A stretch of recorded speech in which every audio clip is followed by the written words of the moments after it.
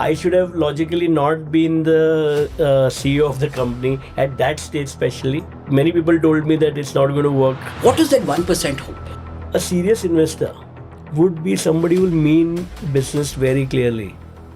Whereas a phony investor or somebody who's trying to be opportunistic in that situation, they will want freebies.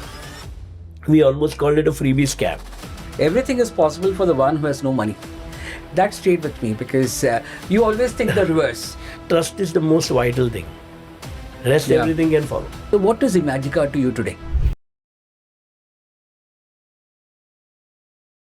Welcome to StoryTent Talks, where stories unfold.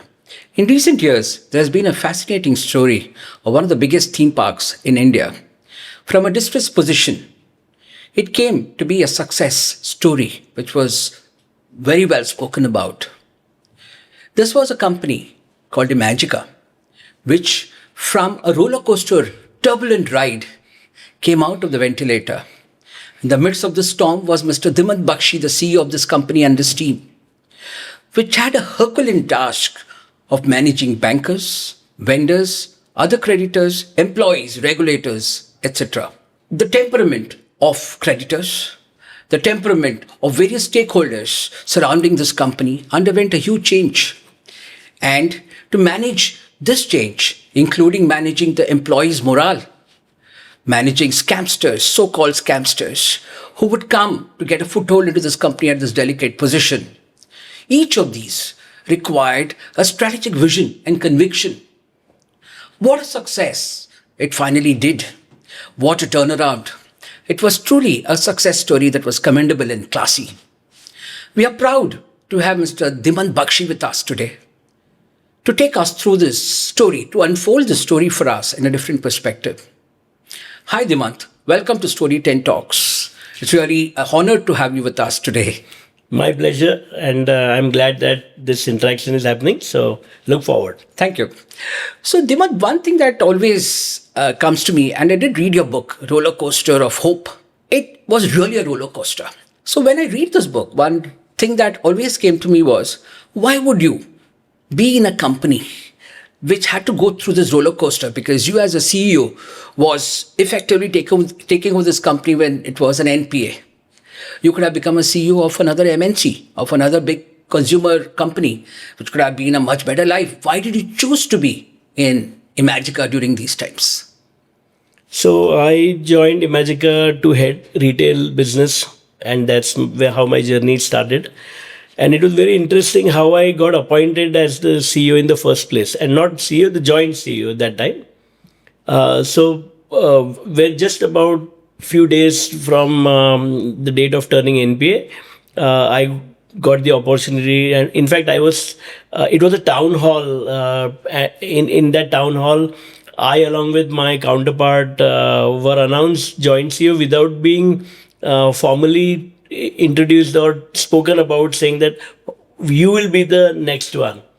So sometimes, there are much bigger things working for you. And the trust in Almighty is what really took me along. I should have logically not been the CEO of the company at that stage, especially because it was a financial turnaround situation when you have to deal with the banks, you have to deal with lawyers, and I had neither gone to a bank's any commercial branch ever, nor I had entered a courtroom. Leave aside a courtroom, I had not entered the courts only. So I was very often thinking that why me? And then you have to believe, take life as it comes. And it was a leap of faith, so to speak. Many people told me that it's not going to work. The company is going down, and two joint CEOs together, how would it ever work? But life worked out. And when you take each day as it comes with that incremental hope and improvement, sometimes, yes, this is easier speaking about it now. At that point of time, every day was a crisis. But I think as a team, when we had to unite and have 1,500 plus jobs at stake, a local ecosystem being impacted, I think that took a priority somewhere, and I think life just went about it. Yeah. Yeah, that's nice to hear because it's quite a difficult decision to take when you know that there's going to be a turbulent time. But I think that achieving spirit really led you to take it through a So solution. sometimes when you have average IQ, it helps because high IQ will think about outcome. We took each day as it comes. So A more different practical perspective. view is what helps. Yeah, Yes. those are kind words, but yes, yeah, yeah. No, I think there is always a mention in your book of a 1% hope, right? And that you took you through various scenarios, various hypotheses, etc. What is that 1% hope? So many a time when we are thinking outcome is the end game, and that's the end. Like how Stephen Covey rightly said, keep the end in mind, right? But it's not that each day you are going to be always progressing. Sometimes there are defeats also, and sometimes there are big defeats. So I think it's about keeping consistent efforts, making sure that you are not too super excited when life works out for you on that day, and you should not be deep down in despair when things go wrong. So what we used to think is that as long as we are making right efforts, sometimes outcome may not be favorable, but are we getting closer to our goals? And we said there are going to be setbacks, but the comeback after the setback is another thing. uh, and how do you really get to the task? Even when you have to, let's say, build a bridge, you have to build something. Each day is a effort. You have a plan, you have an outcome which you would want, which is your ideal dream or desire or vision for that project. But how it will come about, it's not always fully planned. And in our case, we knew there is going to be a lot of uncertainty because there were a lot of moving pieces. And we said that till such time we have not eliminated something completely, we will try and give it a try. And that's how we really thought about 1% hope and 1% incremental improvement each time. Yeah. No, I understand. I mean, that 1% hope will always let you to look at every solution, right? You will not ignore one because you feel that, all right, it has less probability of going through. You will still look at it and try to make it a high probability. Right. But that also took you through many other scenarios as well, right? I could see that you walked into the bylanes, in a crowded place. You actually had to fund somebody to stay in your hotel. So it went through both, and you had to balance both of them, and you were actually walking on a tightrope. You didn't want to lose out some investor, but you also knew internally that it may or may not work out, and that's a very difficult situation. Yeah. So when we were in this entire process of finding the right investor, we realized that Malpani family is somebody whom we soon realized that they are the right people and the approach and a fantastic group in terms of the family values, fifth generation in business, over 100 years of legacy. So while we knew, but sometimes the answer, to get to the right answer, you have to eliminate many wrong answers. And that's how somehow life took turns. We also knew that we have 13 lenders, we have different stakeholders involved. How do you get to an answer? And in that process, for a banker to arrive at a decision, how do you discover the right price? And when life is going around ILNFS, DHFL, Nirav Modi's of the world, many things going on in the system. So imagine the plight of a banker. While they also, it's not that they don't understand. They understand far more than someone like me. But for them to say that, okay, this is the right value, you have to go through the motions, you have to go through the process. So while we were at those processes, we realized that our asset had to be, maybe have to be a sum of parts kind of a transaction and may not have been one straight transaction. So we tried every bit and said that what will fetch the system the highest possible value and which will create a win-win for the brand, so that life continues well. Now, in a project, when you have a theme park, water park, you have a hotel, you have different activities completely. Not everybody does everything, and therefore we had to think like that. Now, in that process, many people said that हम आपको funding करा देंगे. Now, when we are struggling for a monthly salaries, and somebody comes and tells us that we'll get you your complete solution, You would want to you have leave to it. evaluate. Yeah. And like we said, 1% hope, and making sure that we don't eliminate anything unless and until we have evaluated or tried till the end. So that is how we came across many of these examples. One thing we learned that in this process, many people who came and offered to participate didn't know really how the system would work. They were not the financiers themselves. Many people came with the objective that okay, they will generate lead and they will direct us to the funder, who was also not the funder. Yeah. It was like a chain. Yeah, I remember reading in your book that all these middlemen or brokers did not even know who the final financier was. Yeah, it was absolutely like a relay But race. they were only wanting and sitting there so that the name is coming for the commission. Yeah. Yes. And we at least figured out some standard operating procedures to say that who are not the authentic investors or people who don't obviously know. So one thing, one maxim that we coined was money is not a constraint for the one who has none. Yes. So आप उनसे 1 करोड़ बोलिए, That struck 500 me. Crore बोलिए. That's one of the sentences that struck me. So we realized that sometimes when you interact with the person, it was seemingly clear that maybe this may not happen. But one thing we realized that somebody who generates lead may not be the person behind, and at times who is the person actually going to be funding? Is that the right person or not? So with that, we also had to go through a logical process of understanding where this chain was leading and whether at the end of the chain was there someone serious player or not. So we had to go through this interaction. But I also remember your Yeah. book saying, even it was a serious player, for example, somebody came from Dubai, but some untoward incident happened and that went off, the Malaysian one.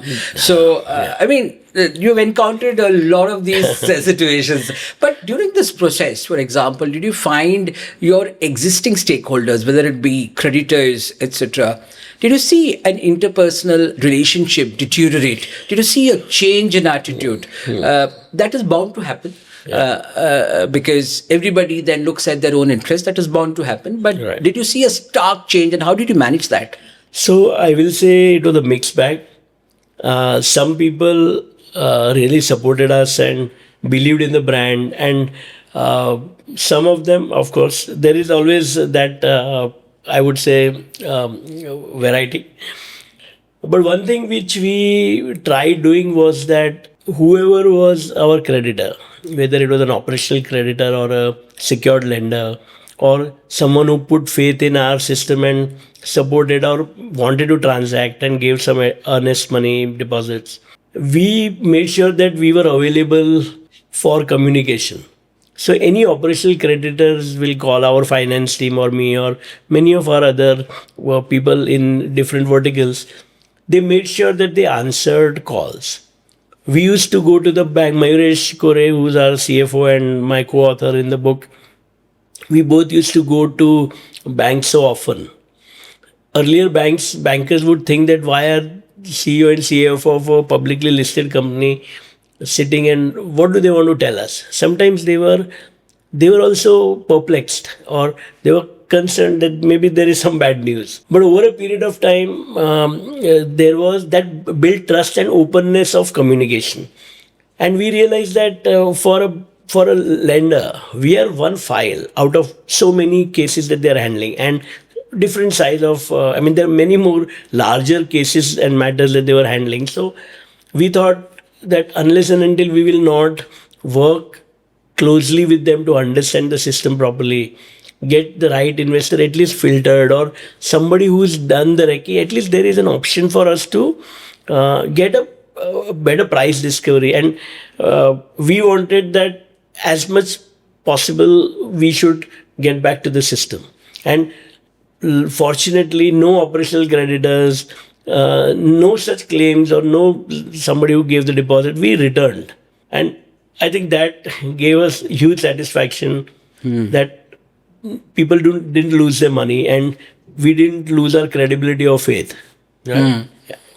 So given that you had a lot of investors, so-called investors coming, and some of them termed to be not so genuine, or in other words, trying to scam the whole situation. I also remember reading the book that you have actually tried to analyze what sort of common features there would be for these sort of not so genuine people. So how did you get into that, forming a trait or some sort of features, and how did you then try to filter yourself out? I'm asking this because when you are in a delicate situation, it's very difficult to sort of filter out, because that 1% hope is anyway there. Right. So how then would you filter it out? So first of all, one thing we figured that for their small benefit, people would try and extract or put a person in distress go through that situation, that they may either lose their money, or they may lose their time, or they may lose their confidence or trust. And I think it's very, very unfair and not a good situation. So we realized that a serious investor would be somebody who will mean business very clearly. Whereas a phony investor or somebody who's trying to be opportunistic in that situation, they will want freebies. We almost called it a freebie scam. So somebody will, let's say, come and say that, oh, I would want to stay at your hotel and give us free rooms or free park tickets. A serious investor would never do that. And they would have less time. They will say that, okay, I'm coming for 3 hours or 2 hours, 5 hours, 4 hours, depending on the time. They want to see the facility. They want to evaluate what are they buying or what are they getting into.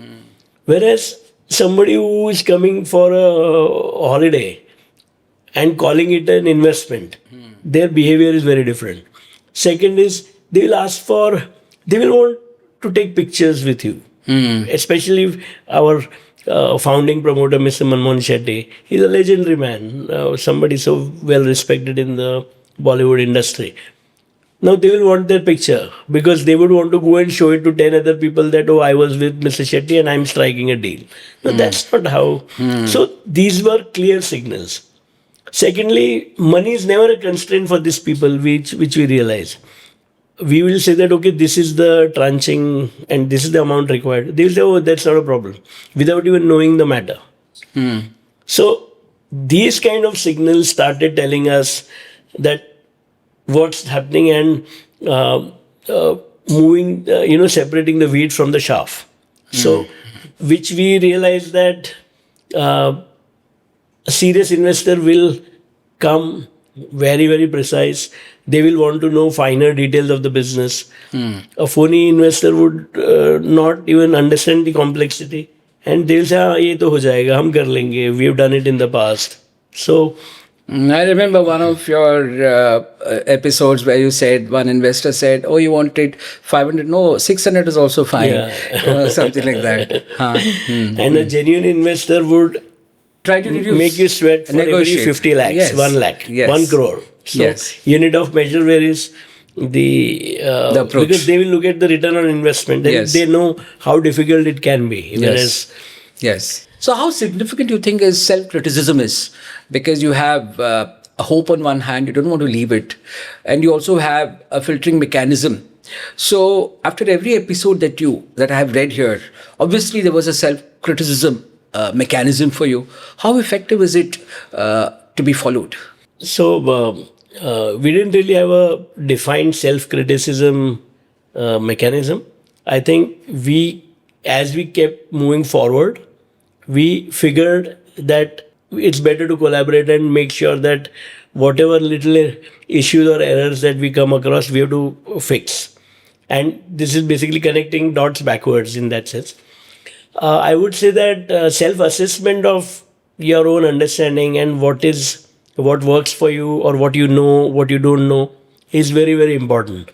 Uh, I think ability to say I don't know matters, and irrespective of your designation, no person comes with all understanding, and no person has answers for all situations.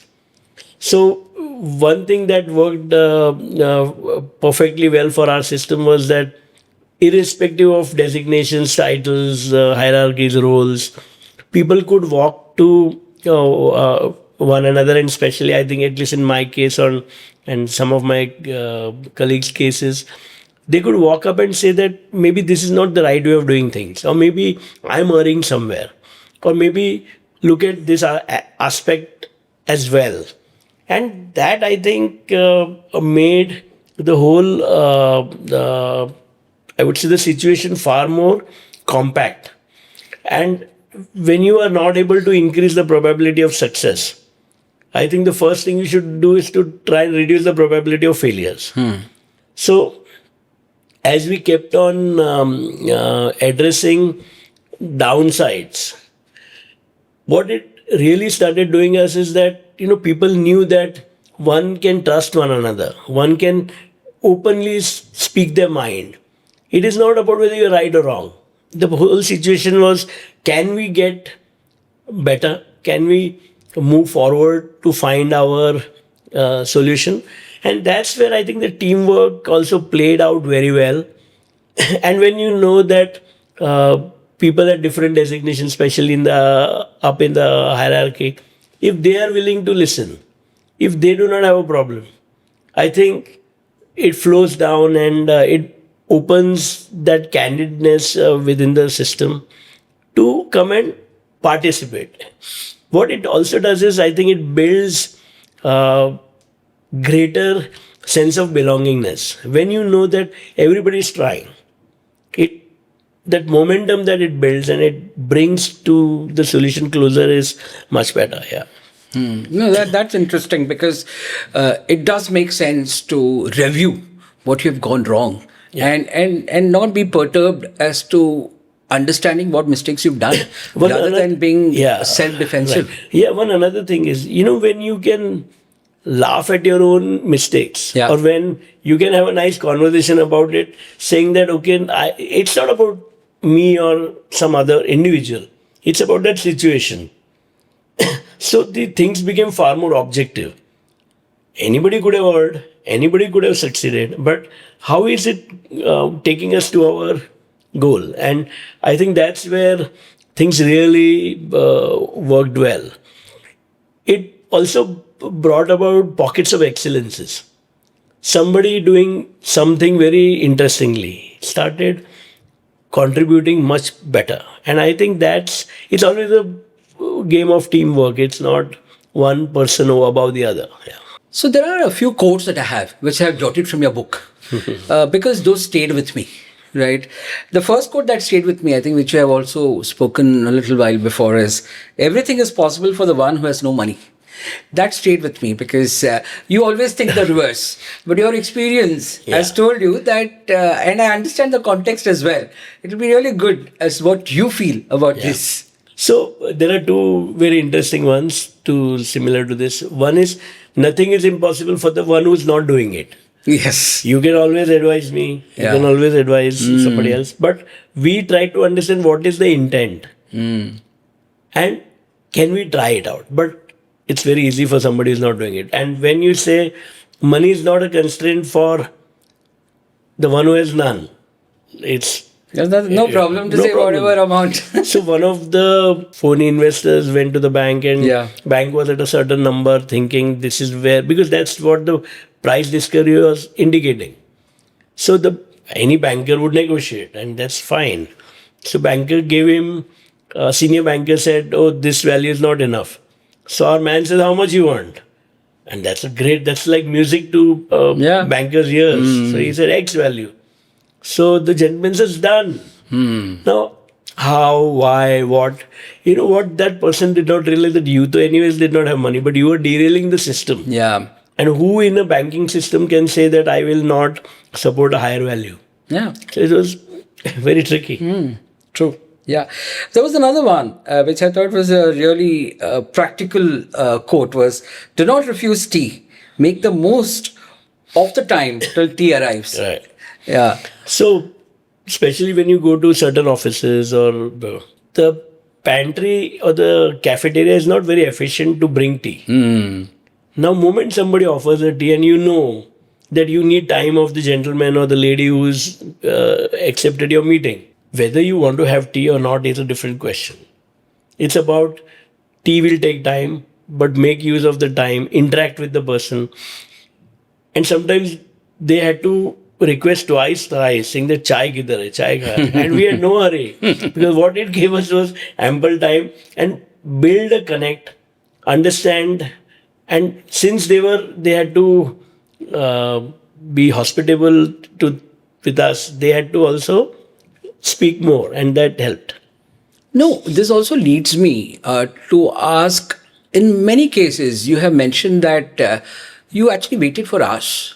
The banks did not expect you, but you still made it a point to go. Yeah. How effective you think is maintaining that connectivity with all stakeholders during these times? So, in any relationship, communication is very, very important, right? Whether it's family, friends, official, professional, anything.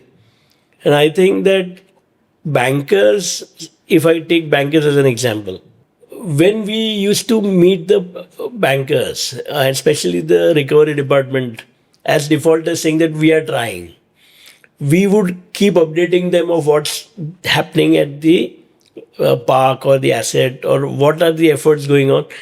Earlier they used to wonder why are they here, but soon they realized that they are becoming part of the solution and not problem. And I think it built trust, and trust in such situations is very important. Any operational creditor who had recoverables, we would tell them clearly that yes, we are trying. Currently, I don't have cash flow. So they knew that ability was a problem, not willingness. And they also saw that moment there was some improvement, we used to try and in a systematic manner, in proportional, if we could not clear everything, at least we tried to release some parts. And when you see something coming, they know that okay, we can trust them. And I think in such situation, trust is the most vital thing. Rest everything can follow. Yeah. Intentions. Yes, intentions, yeah. Yes. There is one more which stuck with me, which was when you have already taken the risk, there is no point of fearing the consequences. You have thought to take the risk, so why fear? तो इसके लिए हम हिंदी में बोलते हैं ओखली में sir तो मुछली से क्या डरना. हाँ. So, when you are in a process and when certain thing is going on, how are you going to mitigate? Yeah, you think how best to handle it. But when you're in it, you can't keep thinking that ab kya hoga and if it doesn't work out. Instead of that, give your best and enjoy the process. Many a times we have laughed at some very, very difficult situations. And we used to find humor. Sometimes it was seemed as untimely humor, but I think it really lightened the situation and kept our spirits high without having spirits. So that was great. Yeah. No, that's good. So I have a small rapid fire round. Yeah. Right. There are a few options, and you may want to choose one option of that. So in a stress situation, which would you give priority to? Hope, confidence, perseverance, or emotion control? What would you give a priority to? It's a tough one, but I would say hope, perseverance, and emotion control, all three have to be played out. But if you take one? If I have to take one, hope is very, very important. Tough one. Hope, I would still say. Hope. Yeah. Yes. Okay. It gels well with your whole story because you have concluded your book saying that 1% hope is where it led you to this. Yeah. Right. But it works the other way at times. When you're very hopeful and when you see things don't working out, it leads to frustration. So therefore, that's where emotional control works out. But yes, primarily it has to be hope. Yeah, makes sense because if you don't have hope, I mean, how do you progress? During negotiation, when you have negotiations on the table to sort out your stress situation, what do you think is necessary? Thick skin, aggression in a meeting, transparency, or data conviction? A lot of Excel sheets and show numbers. What would you think is necessary? Different situation demands different things, but I would say thick skin is what you have to start with, because the rest of the things are means. Whereas a base quality has to be that you have to first absorb the problem. I'm making a rapid fire, slow fire. Go ahead. No, that's fine. It's important to know the reasoning as well. Yeah.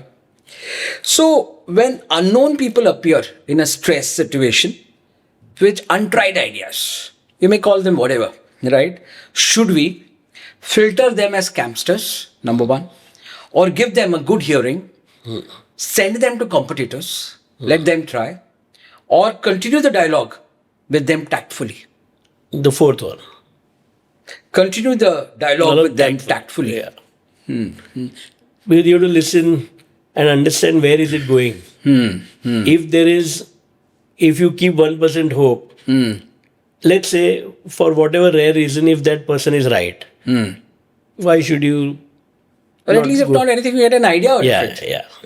Yeah. Okay. To create a positive perception of trust, what is essential? Walking into a creditor's office every day, or not being able to prove that everyone in the company is working hard. You're not available because you want to prove that you're working hard.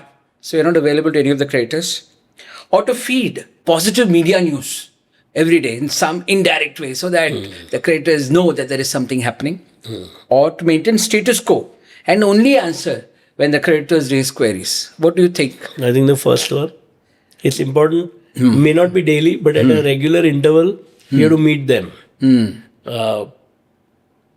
They ask, is the rock stronger or the wave? It's just that. Persevere.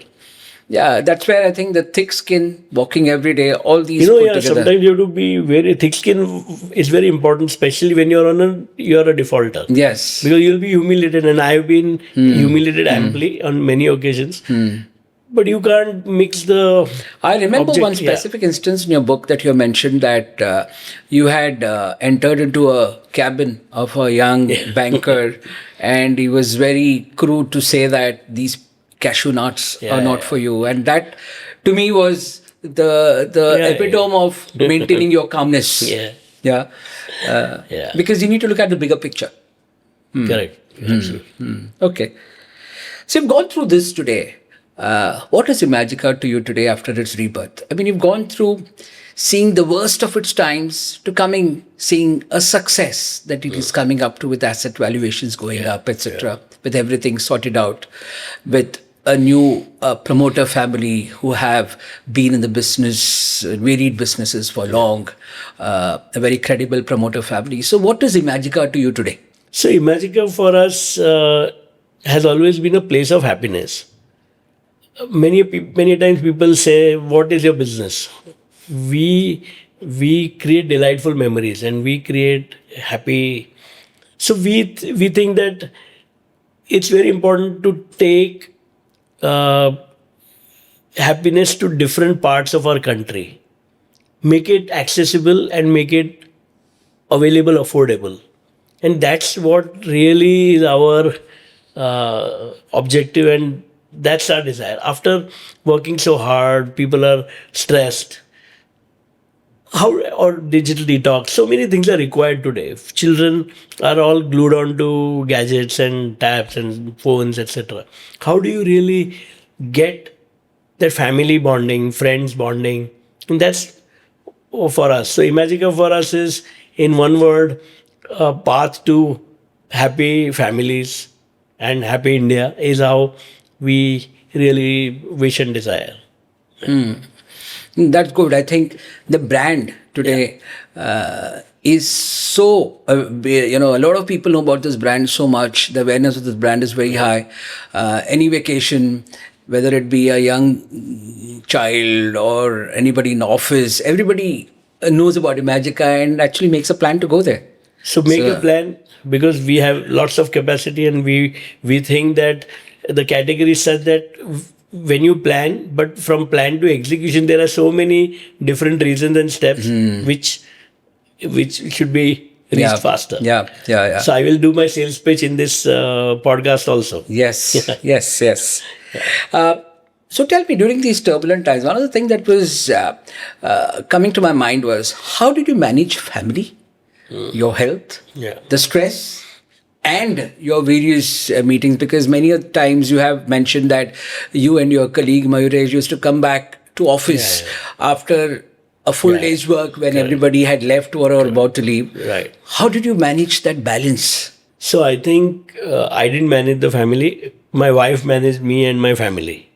So I've been very fortunate that my wife Toral really is a great believer of, and she used to always check with me that am I doing okay. She never was worried whether money will come or not, this will happen or not, and very rare, but that's how. So I never had to really think about or worry about what's happening back home, and I think that really played out well. Yes, when it came to health or keeping my sanity, I think listening to music, listening to very inspirational videos or podcasts really helped personally. And health, I think regular amount of exercise, not keeping basic checks helped. And we, because of COVID and different things, anyways, the world was different in a different zone. So I think all of that played out. Keeping faith in God, keeping your mind calm, really is most important. Yes. And today's times, whether it be a young person or a old person's stress management. And our humor. I think our humor really helped us a lot. We enjoyed. All your amigos that I see are humorous. Humor. Everything is about humor. When humor dries up, relationships collapse. True. So in terms of your future, in terms of Imagica, and I also remember what Mr. Shetty had said, minus is bigger than plus, right? So as I understood, you wanted to be slightly lower than Disney, but higher than many other theme parks, right? You didn't want to equal or exceed Disney. So right? Mr. Shetty is, when he was creating this entire format, he had modeled it around Disney when he visited Disney way back in 80s, and he said why something like this does not exist in India. So many times people would say that अच्छा India में ऐसे ही चलेगा, ये ride नहीं होनी चाहिए. So he used to say that, okay, let's create something which is world class, because what exists or what existed even at that point of time was nowhere close to. I mean, so he said, वहाँ का minus भी यहाँ के plus से ज़्यादा होगा, and that's the belief which he built this, and his ability to vision or find the right options or execute was phenomenal. I mean, the time in which the project was completed, we've seen how personally he was involved in implementing, executing, making this dream come alive. It's a very passionate vision, but a very difficult one. Very. Given land that you have to sort of, get a right on land. In today's world, it's a very complex sort of a project. Yeah, and also, you need to know what. So we learned, and even Mr. Shetty very often said, Malpanis also are very, very clear about some of these concepts. Certain rules have to be played by government. You can't build roads to come to the park. You can build a great park. But if you need water, if you need power, if you need infra is, and that's where government plays a big role. And you have to partner with government. You can't say that as an entrepreneur, I will do everything. So just like the Disney's model, Disney says, you build infra, you bring customer to the doorstep, and I'll build a great park. It helps the country as well, because if you build Yeah, as big as absolutely. Disney, for example, Yeah. there are people traveling only to go to, Absolutely. In fact, way back when Hong Kong Disneyland was being built, the entire Tung Chung line, which had to be cut through the mountains and costed a Yeah. huge amount of money, there was taxpayers' furor saying that should we be investing in something like this? And the government then pushed it, convinced, and ensured that it happened. And see what it did to Hong Kong. Similarly, Singapore or all countries you'll find that. Yeah. I mean, Tourism is it important makes so there. much sense because from a population perspective, you are there. Yeah. I mean, people are interested to go to theme parks. People are interested to take So vacations. one People, thing that I would also like to add is, you know, we only think about industries. So the produce in terms of output, how industries are seen, service sectors yet are not seen in that light. Especially, I mean, in India things are changing, but it really needs to move at a rapid pace. Output is in form of not only quantifiable products. Yeah, yeah. It's also about what all are you delivering and how you are helping the skill or unskilled or semi-skilled category in terms of workforce, in terms of jobs, employment, standard of living makes a big difference. Yeah. You are actually building a whole ecosystem. Yeah, I mean, if I remember right, you have around 1,500 jobs in and around the place that you have Right, built right. in. That's direct, and imagine indirect. Yes, What- yes. yeah. It's a whole ecosystem that works around. Right. So, what can we expect from Imagica next for 5 years? Will it become as big as Disney? Will it have the features like any other big theme parks internationally? Is that where you are moving So to? we do have features like international theme parks even today, and whether it is standard of safety, standard of experience, or the different, I would say, opportunities for entertainment. So that the mix is available. I think it's important for us to get closer to the customer, making sure that in north, south, some of these locations we should build our presence, and that's what we are actively working towards. But yes, joy for us is to make every customer happy, recreate and take back home some delightful memories in a fun, clean, safe, and happy environment. So that's what we wish to do. Yeah. That's amazing. I think that is something that we would really look forward to. I mean, a family vacation or a short vacation to Imagica is something that. So we do corporate outings. Yes. We do destination weddings. We do birthday parties. Yeah. You know, it is a one place and does many activities, pre-wedding shoots, just name it. And we do dealer meets, launches. It's amazing when you see people coming in different scenario and different setups, have fun and yet meet their objectives. So yeah, That's amazing. I think it's been really wonderful talking to you. I think it's a huge achievement for you and your team that you guys have done. We from StoryTent really would like to see a big Imagica going forward, and we as a country would really like to see a big theme park like any other international theme park coming and being proud of it. Thank you so much, Dhimant. I think it was amazing and very motivating to talk to you, and we will catch up soon again. Yeah. Thank you for your best wishes, and we hope that it all comes through very soon. So look forward. So StoryTent, through its online and offline platforms, has been for authors and poets. It aims to build a creative revolution in the country. StoryTent Talks is one of those initiatives that brings in unique stories and unfolds those stories with the sole motive of instigating creativity in each and every individual in the country. We will come back with more stories. Till then, this is SR Venkatesh signing off. Thank you.